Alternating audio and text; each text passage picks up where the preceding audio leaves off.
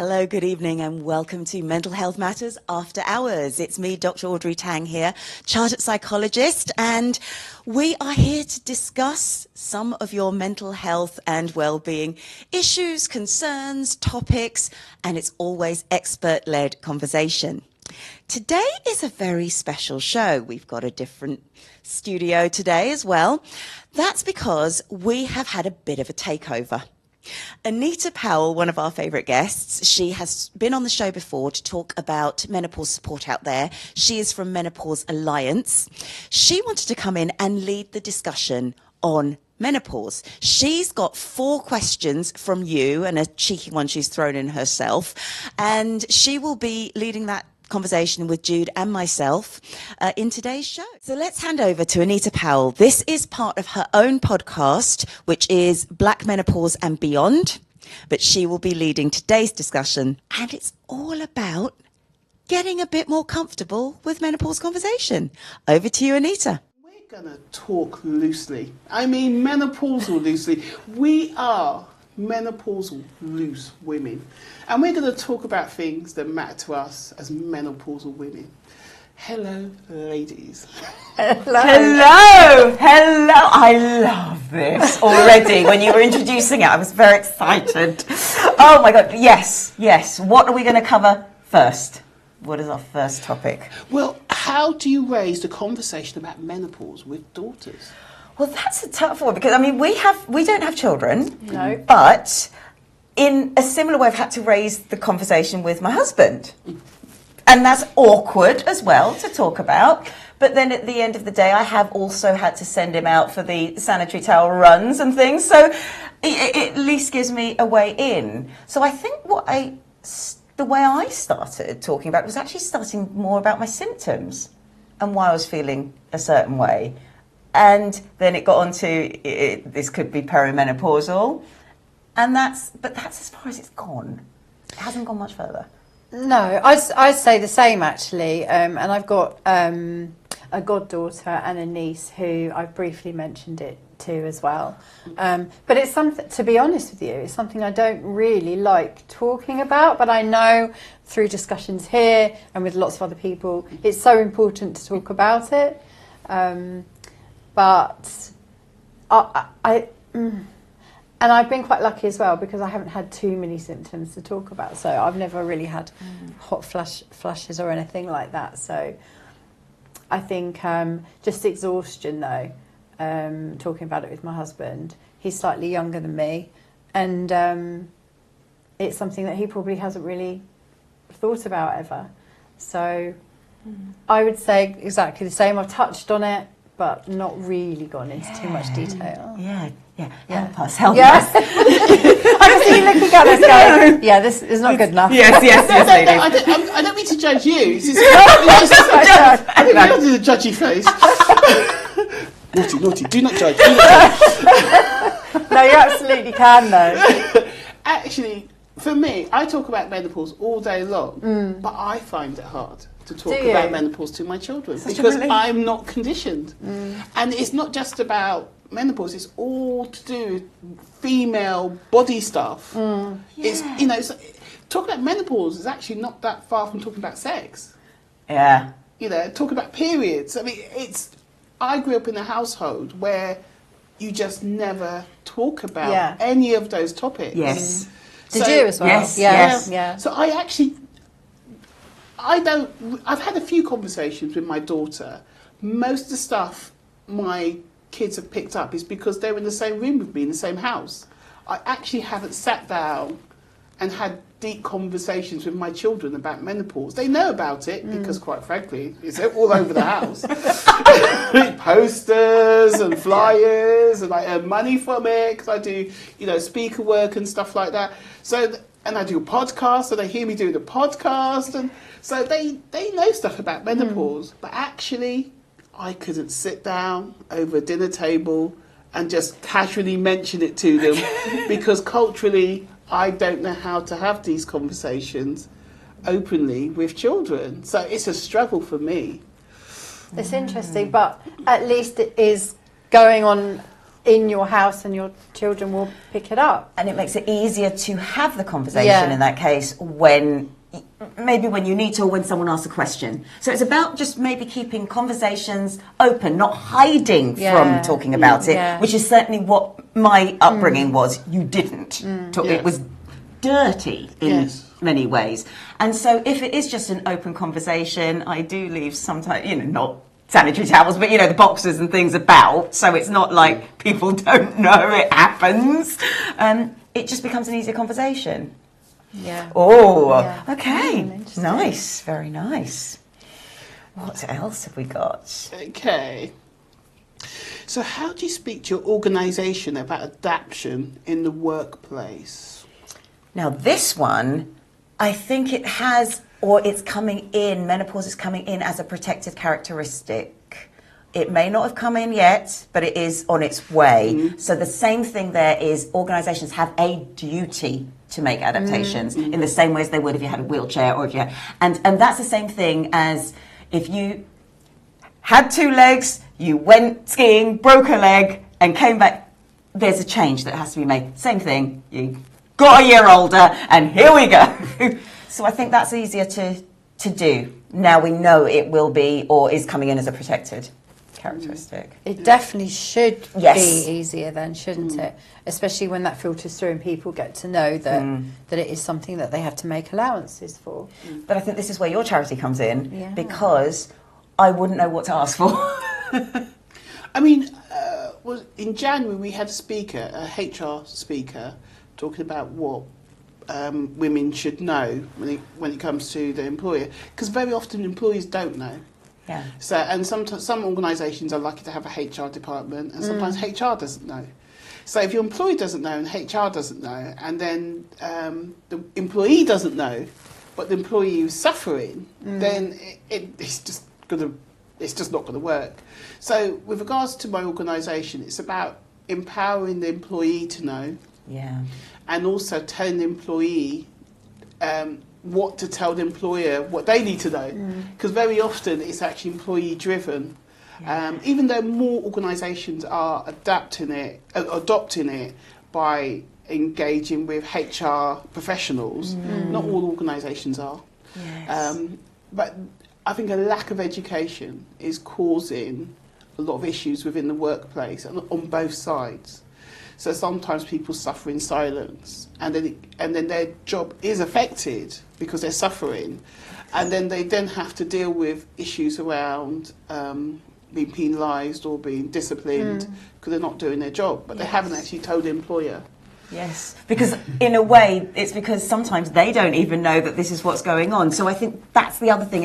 It is educating us to know that if you are feeling tired, exhausted, getting the sweats, getting distracted, getting angry, all of those different changes, exactly what you said, because it was changes in the head, changes in the body, and it changes sort of exhaustion and feelings. So it's about recognising those symptoms and understanding it for yourself, and then you can bring it up to your employer more conversationally. Yes, and also sometimes you have to tell them what they legally have to give you. Yes. Because menopause is still new. So if you're working for an old established organisation and all the HR employees haven't been trained for like 30 years, then if they haven't decided to investigate that themselves, they just won't know.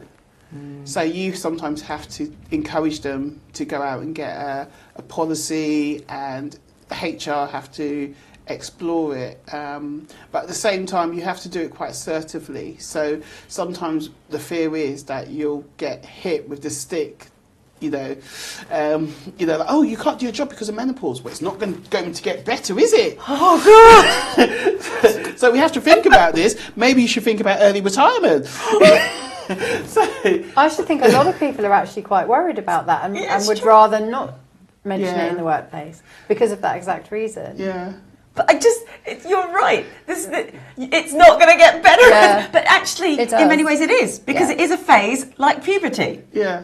And if we understand that, we can even fight back on those terms. No, it's a phase. Yes. And it'll pass. Yeah. You know. Well, the thing is, it could be that you just readjust. So it could be your memory might not come back. You know, you might not be as sharp as you were before. Doesn't mean you can't do the job. Yeah, it just means you write notes. Yeah, you write notes. You develop strategies.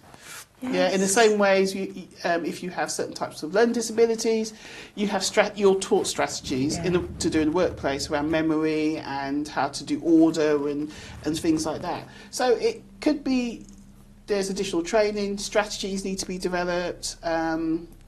Possibly the office might need to be moved around so someone could be near a window.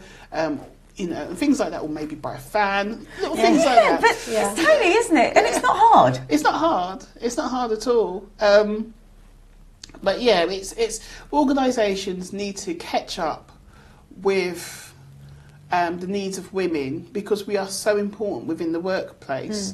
And we're just important with regards to families, workplace and politics. We're just a foundation. We're part of that core foundation. And if we're not nurtured, men do suffer, even though they don't think they suffer. They do suffer when we suffer. It's true. We had a guest on the show, Virginia Dale Manning. She's of Gin Man Consulting in Texas. And she gave this lovely metaphor. She said, women are the centrepiece of the dining table. And without that centrepiece, the placemats don't look great. Exactly. The dinner doesn't look great. And if we're not looking after that centrepiece, then nothing else is going to look great on that table, regardless of how nice it is. And I love that idea. So you're spot on. Men will suffer if we're suffering. Yeah. And I think even though I do understand that men are going through their own mental health issues, and they are currently going through their mental health issues, part of it is brought on by giving women equality, but actually I think that they can benefit from having women in their lives who are valued. Yes. And I think sometimes they have to remember that if they have a wife who's valued, who's in a workplace, if she's devalued in that workplace, they will suffer. Yes. Yeah. Yes. So what goes around comes around, as they would say. We're all connected, aren't we? We're all connected. And I know men are struggling because they just don't like the idea of giving away power. But it's not. It's actually almost, I don't want to say retaining power, but it's actually making everything more powerful. Yes. It's a collective power, and it's a nice one because it also means you can have the day off if you need to. It's shared between an equal team. And don't they say that a team is only as strong as the weakest link or something? I'm mixing my metaphors. So yes, if there's a member of the team who's struggling because of the menopause, everybody needs to help so that makes the team stronger and better. Yes, and it's the same thing when a man. I mean, they say men are better in corporate positions when they're married, and the reason why they're supposed to be better at it because they can't do it now, but historically, to get a corporate job, you had to be married. Go back to 1960s and things like that. So certain jobs you just could not. That's so interesting. And the reason why that is because, one, you're less likely to have scandal going off doing other things, as we know what men sometimes do, or people do. But also, it's about they know that they have a support structure in the home that helps that person be more productive in the workplace. Oh my gosh, I love it. I love it. Okay, all right, next question. What have we, this is brilliant. I'm going to add a question, which is not on our list, something which I would like your opinion on. So in America, we know a few months ago, an incident happened where a young man took the life of a CEO of a health, what was it? I do remember this, actually. I'm trying to think of what it is, but because the American health system is very different than our national health system. Yes. But our national health system is starting to look a bit like the American system. Yes, it is. And the reason why I mention this incident is because he did a terrible thing, but he got the love of the American community for doing the worst thing you could do to another person because they hate their health system. But actually, we're going down that route. Where, especially menopause, because menopause is a lot of people If you can pay for it. Basically, yeah. So if you're lucky if you can find a GP in the NHS. Yes. But so a lot of people are outsourcing. Outsourcing. So we're actually going down the route of America, and menopause is an example of that. And it makes me wonder, what is the future if that's how Americans respond to a CEO being murdered because they feel that the company he works for, which is health insurance, that's how it's done, health insurance, is killing off loads of people and not providing health care, and the poor and the vulnerable are suffering more because they can't afford good health care, or they'll be rejected, or the whole system of health care is so long-winded that some people give up or die because they're sick before they get health care. Yeah. But that's actually the system which it looks like we're changing to, especially menopause.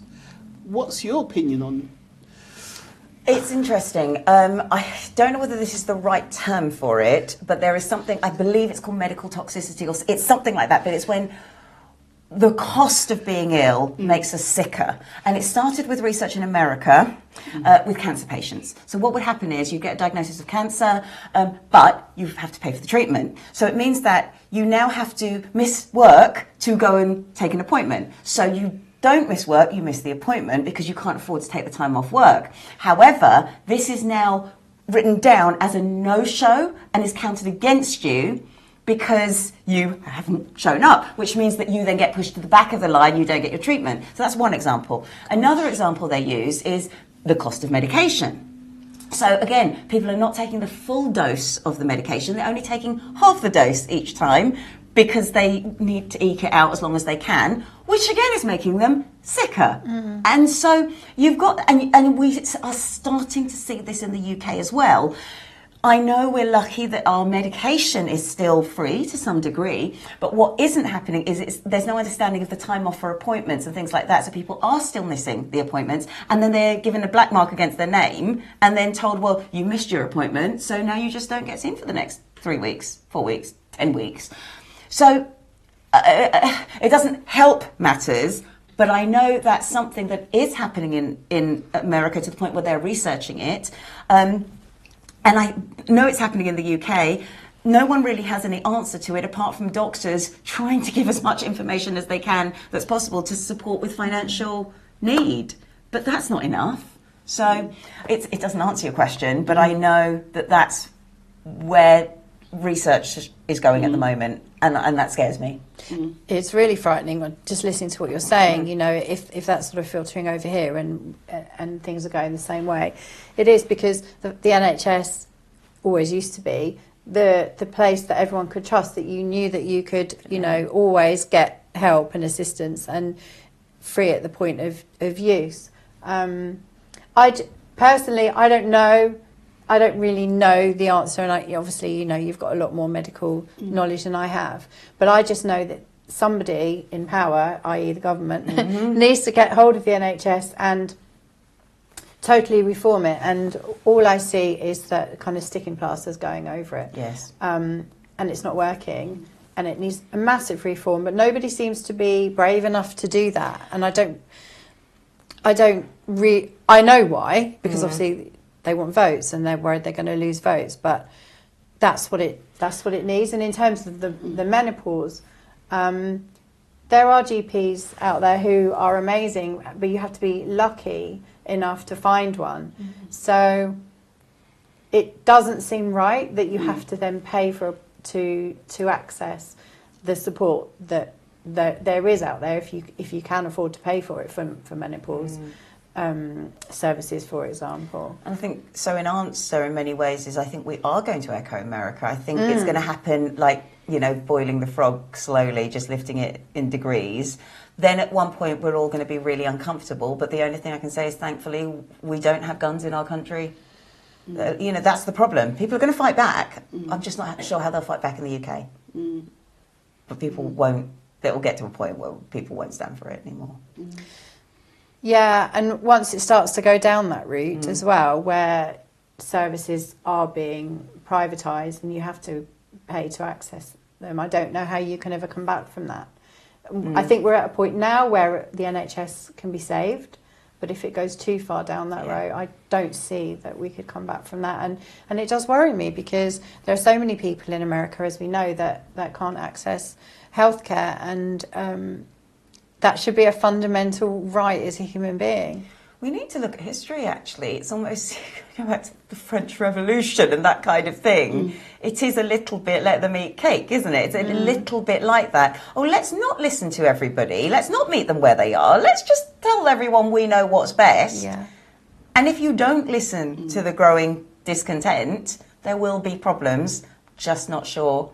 I don't think we'd storm the Capitol. I don't think we've got that sort of... I don't know, I hope we don't. But... Yeah. No. I hope not as well.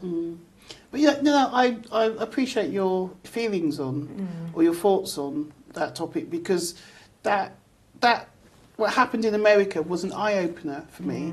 How many people thought that Luigi had done an amazing thing when he did the worst possible thing you could do to another human being.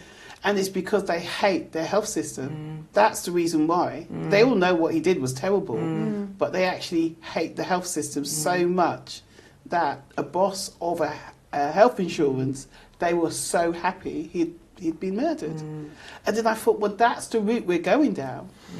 You know, and that to me was quite shocking. And I've noticed that more so with menopause, because most, especially a few years ago, the National Health Service was not really providing specialised menopause support, and most GPs were not trained on menopause, and most women who had experienced menopause medical support had paid for it. And I kind of was thinking, well, that's the route we're going now, and that looks terrible for people who can't afford good health insurance, who can't afford health insurance. That looks scary based on what happened in America. Yeah. And I just thought I'd pass that. Yeah, no, I think that's a good question. And if you're feeling disenfranchised anyway, you know, that's not going to make it any better. Yeah. So it potentially could get worse rather than better. But yeah, thank you for that. No, that's a good question. How do you push for a second opinion with medical staff or GPs? Oh, I've written about this one, and it's just sometimes bring a friend in, actually, who can hear everything and remind you to stick to your agenda is one thing. Have an agenda before you go in, actually. You don't have much time. Just keep sticking to the points, because if you haven't got the answer, you can go back to it and say, I haven't had the answer, and you can request a second opinion at reception. You can ask to see somebody else. That is, you've got a right to do that. That's definite. I mean, I definitely think it's about being able to advocate for yourself and also being confident. Because one of the things that I've learned with regards to going into a doctor's appointment with the intention of telling your GP what to do, just that whole idea is like, that's a bit, is quite an issue. Telling someone with a doctorate how to do their job may not go down well. So you have to have conviction and confidence and be able to advocate for yourself, especially if you're dealing with that. You have to be informed of information, or you have to come in with someone who's informed, because you just will not get the treatment that you deserve sometimes if the doctor doesn't want to, or the doctor can't engage with you. So that's something I've learned about healthcare as a whole. Some people always need to advocate for themselves more so. And I think that's quite difficult if you don't have any medical knowledge or qualifications. A lot of people, myself included, would go into a GP and then they're the authority. So why would I question that? And something I find really difficult, in the last couple of years or so, doctors go, what would you like me to do? Well, you're the doctor. You tell me. I don't know. That's why I'm here. And I find it really hard that's kind of become the way that they like to treat the patients. And I understand that the patient should have a say in their own care. I get that. But if you've got something wrong, you don't know what it is, asking the patient what would I like them to do for me? I don't know. And so there's so many things kind of in that. Because A, I haven't got the medical knowledge, I don't know. B, they're the authority, and if you have a personality where you respect authority, no matter who it is, just because it's authority, then going to the doctor and then questioning what the doctor says is going to be almost impossible. So it has, we've talked about this on another show, it's never occurred to me to ask for a second opinion ever, because if a doctor says something, I'm like, oh, okay, I'll do that, or it's that, and I think that there must be a lot of people like me. There must also be a lot of people like yourselves, where you have a lot of medical knowledge and you know what to question. I wouldn't say I've got a lot of medical knowledge. No, so it's the same, but I know what I need to know the answers to, See, and I write down, I come in with an agenda to ask Yeah. those questions, and if I don't get the answers, I will ask to see somebody else. Yeah. So you have kind of the knowledge of how to negotiate, maybe. I'd say maybe you both have that.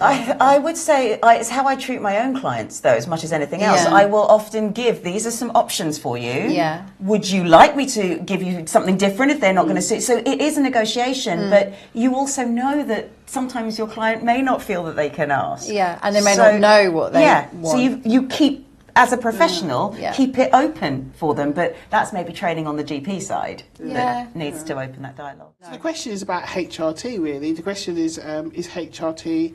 Well, it's just, what do you think of HRT? I personally don't take HRT. I don't think I'm there yet, but also my doctor, because I've not had children, my doctor has said it's probably wouldn't be a good idea for me anyway, hormonally. So that's fine. I think that for some people it's a lifesaver, literally. So I think it's a brilliant thing for people, A, who need it and can benefit from it, and who want to take it, because again, it's a choice. And I understand that some people don't want to, for medical reasons, don't want to for ethical reasons, maybe. But I know I have spoken to some people who have been just metaphorically on their knees with menopause symptoms, and it's a life saver and a life changer for them to take HRT. So I think it kind of depends, but thank goodness it's available. I mean, I totally agree with what you said. Yeah. I think it is. I think one of the things that I tell people at Menopause Alliance is to look at all options. Some people don't want to take medication. They want to go for it naturally. They feel it's a natural change of life. They want to go for it naturally. Some people, they think, well, you know what, if you're diabetic, you take insulin. Yes, You know? So therefore, that's how they view it. You know, being diabetic, especially type 1, is a natural thing. But as a society, we know that it's life-threatening if you don't take insulin. Yeah. And so the world we live in have a different... Some people all natural, some people all medical, some people pick what's best for you. And I think that's the best way forward. But I also believe as well that a lack of self-care and a lack of understanding on the nature, how to deal with menopause naturally can have an impact on your outcomes. So I know for me, I've learnt a lot about how to look after myself, which has improved my symptoms. And I think that that's really important, that you don't just focus on the medication, you also focus on your diet, exercise and everything like that, because that has an impact on the degree of your symptoms. Yeah, because some people might say that dealing with it naturally without medication is just doing everything that you used to do and just ignoring all the symptoms. But actually, you've kind of highlighted that dealing with it naturally might mean making some changes, but just non-medical ones. So, like you say, looking at your diet, your sleep, maybe changing the structure of your day around so that you do things in the morning because you feel better, or vice versa. So, I think it's both, really. Yeah. I think for some people it needs to be both. Some people it might just be they prefer nature. But I think if you take medication, you still need to look at self-care. Yeah, so I suppose it can't just be a cover-up for not looking after yourself properly. Yeah. I mean, would you say that it's personal to each person? So when you say diet, what might work for you might not work for someone else, or is there a general, we need more vitamin D, for example? So vitamin D, protein, they say the Mediterranean diet's best, more vegetables. Okay. Olive oil. Olive oil, yes, yes, olive oil, things like that. They say is better because menopause is connected to so much with regards to our body. It's not just about the gynecological element. There's connections to the heart. There's connections to diabetes, osteoporosis. It's not just about periods. It's about And the brain. In the brain. And the brain. So adapting a diet which is good for your brain, you know, reduction of carbohydrates if you have a high carb diet, replacing it with vegetables, being conscious of your sugar intake, moving as well, because that's a relationship with your glucose response. Oh. So if you have a meal, if you go for a walk straight afterwards, then you reduce the glucose peak straight afterwards. So so whereas so this is from what I understand. So so after you can imagine after you eat, no matter what you eat, it has an impact on your glucose levels. So it's not just about sugar; it's also about carbs and other things as well. But if you actually go for a walk straight after your meal, it reduces it. That's interesting. I didn't know that. Yeah. So, and you think about people used to say, "Oh, I'm going for a walk after my meal." Yeah, you see, there's a logic to it. There is, and in my village where I live, I see a lot of people around dinner time, the older generation walking. Yeah. And maybe that's why. Maybe that's something that was ingrained in them and they still do. Yeah, it's actually good for you to go for a walk straight after your meal as a way of reducing. So if you're like pre-diabetes, because I know this because I went into pre-diabetes. Okay. So I was told this by because I went to pre-diabetes classes. Oh, my husband's done those, yeah. And they said, oh, if you do that, that has a positive impact on your glucose level. It just automatically reduces whatever it would be less. Good to know. So, and it's just a walk. It could be a 10-minute walk around a block. It still has a positive impact. Good advice. Thank you for that. That's something we can all do really easily. Yeah. Yeah, even though sometimes you're too full to go out for a walk. Yeah, and you just want to sit in front of the TV and veg. Yeah. Well, yeah, that's the interview concluded. Thank you so much. Oh, thank you very much. For being one of my loose women. And the other loose woman She's so loose, she's gone. Yeah. But that was brilliant. Thank you. And it's, you know, menopause it could be such a dry kind of subject, couldn't it? But you just make it so much fun and interesting to talk about. Oh, thank you. So thank you so much.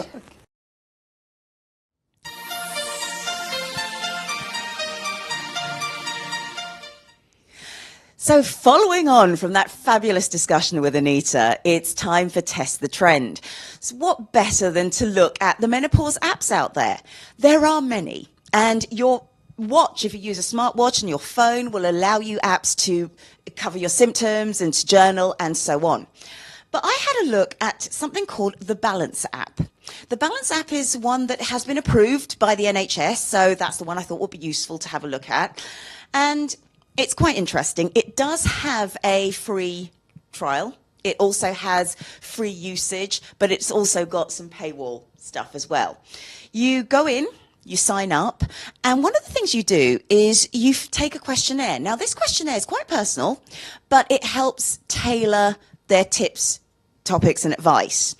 And once you get in, on the free app, you get to log your symptoms, your mood, your periods, sleep, activity, whether you've meditated, which I think is great, partly because menopause symptoms do affect you mentally as well, and your food and drink. You can even, although prices do apply, speak to a menopause specialist. What I also like is you can simply journal, you can add your profile, and more importantly, there is a whole menopause community which you can or decide not to join.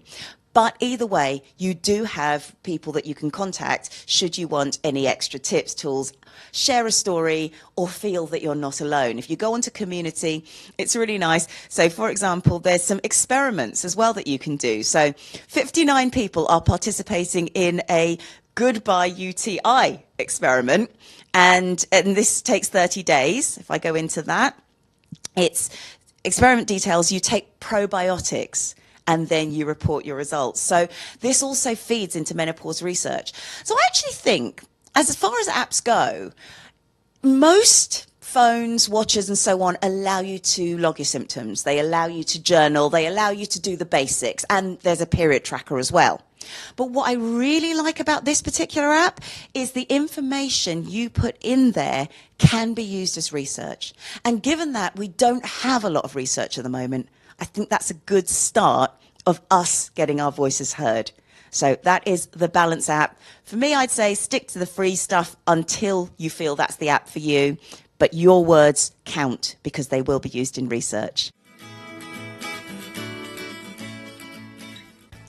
So welcome back to the last part of Mental Health Matters After Hours. And this has been a menopause takeover with Anita Powell leading the conversation, answering your questions.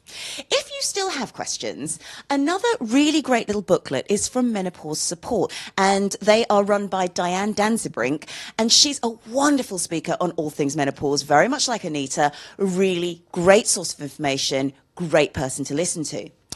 And even in our conversations with Anita, we've recognised that we can talk about menopause a lot, but it becomes quite difficult even still to then talk about menopause with children, with partners and so on. And in this booklet, Understanding Menopause, which is a free booklet from Menopause Support, there's a page on talking about menopause to other people. And here it says to remind you that menopause is a transition and symptoms change as you go through it. And so to keep getting the support, it is important to let people know.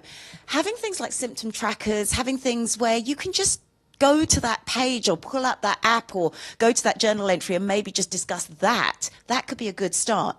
Continuing these sorts of discussions are also really important because if we do that, it just becomes that little bit easier to talk. And here it says just keeping talking in general about menopause can help you understand what you're feeling as well as helping other people. So hopefully today you'll be equipped with a lot of different thoughts about menopause. Hopefully today you will feel that we have been keeping that conversation going. Do let us know in the comments your thoughts about menopause and what you've been doing to get the support that you need, and have a good night.